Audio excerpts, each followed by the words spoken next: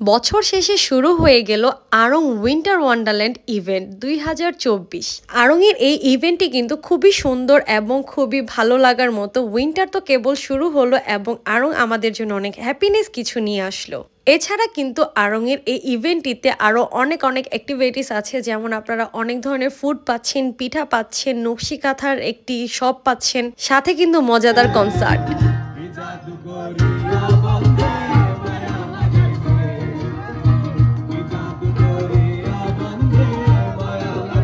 আসসালামু আলাইকুম, আমি সানজিদা চলে এসেছি আপনাদের কাছে আবার একটি নতুন ব্লগ শেয়ার করার জন্য। সানজু ব্লগিং টাইম নিয়ে আমি অনেক দিন পর আপনাদের কাছে এসেছি। তো আমি অনেক দিন পর কিন্তু খুব সুন্দর একটি ভিডিও নিয়ে এসেছি, যেটা আপনারা দেখলে কিন্তু অনেক মজা পাবেন। আমি এসেছি আড়ংয়ের উইন্টার ওয়ান্ডারল্যান্ডের একটি ইভেন্টে, আর এই ইভেন্টে আমি এসেছি ফ্রাইডেতে। দেখুন সামনে কত বড় সিরিয়াল, মানে এত মানুষ এসেছিল এখানে। আর তাছাড়া কিন্তু অবশ্যই আড়ং উইন্টারল্যান্ডের একটি অ্যাপস আছে, যেটা আপনাদের অবশ্যই ডাউনলোড করে নিতে হবে। অ্যান্ড হাতে এই অ্যাপসটি দেখানোর পরে আপনার হাতে এই সিলটি দিবে, দেন আপনি আড়ং উইন্টার ওয়ান্ডারল্যান্ডে ঢুকতে পারবেন। সো আমি আমার হাতে এই সিলটি দিয়ে আড়ংয়ে এন্ট্রি করে দিলাম। অ্যান্ড এসে দেখি এত মানুষ, সবাই খুব এনজয় করছে। এখানে অনেকগুলো শপ ছিল, এমন অনেক বেশি অ্যাক্টিভিটিস ছিল। স্পেশালি আমার এই ডেকোরেশন দেখে এত ভালো লাগছিল। ছবি তোলার তো অনেক বেশি জায়গা ছিল, ছবি তোলার জন্য জায়গা খালি পাচ্ছিলাম না।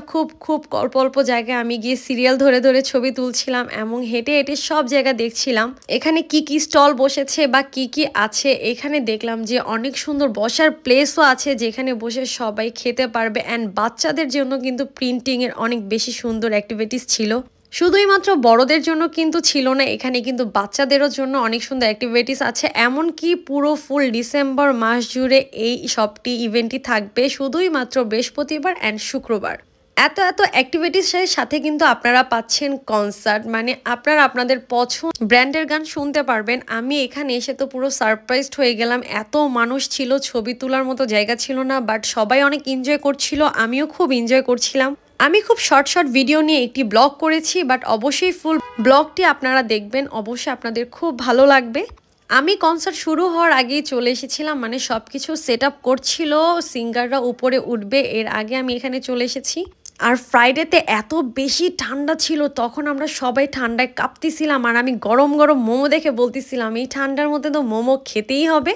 অনেকগুলো মোমো ছিল, বিবিকিউ মোমো ছিল, নাগা মোমো ছিল, চিকেন মোমো ছিল। আমি তো একদম ঝাল পছন্দ করি না, তাই আমি জাস্ট চিকেন মোমো নিয়েছি। অ্যান্ড মোমোটা খাওয়ার পরে দেখলাম যে মোটামুটি, মানে অনেক বেশি স্পেশাল ছিল না, বাট মোটামুটি মজা ছিল, খারাপ না। তখন রাতের ৮টাও বাজে নাই, বাট এত কুয়াশা পড়ে গেছে আর সবাই শীতে পাগল হয়ে যাচ্ছিলাম। আমার তো মনে হয় অনেক বেশি শীত লাগতেছিল, তাই এত শীতে গরম এক কাপ চা আর সামনে এত সুন্দর কনসার্ট দেখতেছি, কেন না ভালো লাগে বলুন। আর লাইভ কনসার্ট শুনলে তো এমনি শরীর গরম হয়ে যায়, আর সাথে তো এক কাপ চা, তাহলে তো আর কোনো কথাই নেই।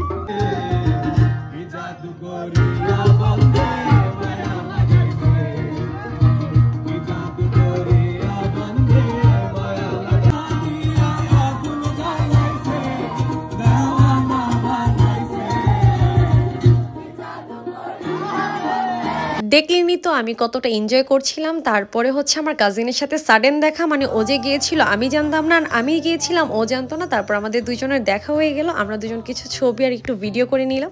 দেন আমি ইভেন্টটিতে অনেক এনজয় করেছি, আমার অনেক ভালো লেগেছে। সো এই শীতের শুরু হ্যাপিনেস দিয়ে শুরু হলো, আল্লাহ যেন ভালোভাবেই কাটায়, সবার দিন যেন ভালোভাবে যায়। অ্যান্ড এই মিনি ব্লগটি আপনাদের জন্য ছিল। অবশ্যই আমার ব্লগ যদি আপনাদের ভালো লেগে থাকে, like, share, comment and follow দিয়ে যাবেন। আর সবাই ভালো থাকবেন, সবাইকে আল্লাহ হাফেজ অ্যান্ড আসসালামু আলাইকুম।